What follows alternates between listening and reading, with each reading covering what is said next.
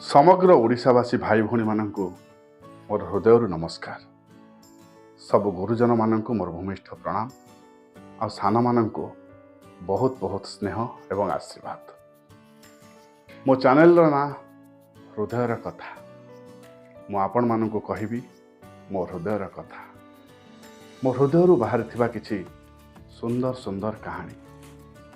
मो कहानी सब जदि आपणक हृदय को छुई पारिला, कहानी माध्यम रे मु जदि आपण मानक टिके हसई पारिली, टिके कंदेई पारिली, आपण मानकर मनोरंजन करि पारिली, ताहाले मो परिश्रम सार्थक हबो।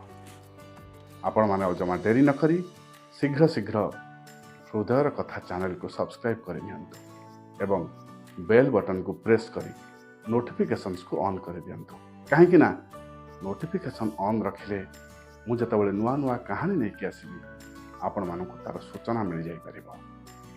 एई रविवार दिन 11टा बेले मु आसीबी हृदयर कथार प्रथम कहानी, प्रथम कथा, कवितार कथा को सांगे नै मु कविता आ आपण माने सांग होई किछि मुहूर्त काटिबा, टिके खुशी हबा, टिके कांदिबा, टिके सुख बांटिबा, टिके दुख बांटिबा। एई रविवार दिन 11टा बेले आसबे निश्चय। देखा हबो आपण मानक सहित कवितार कथा कहानी को सांगे नै। सेतबेला पर्यंत रहूची। नमस्कार।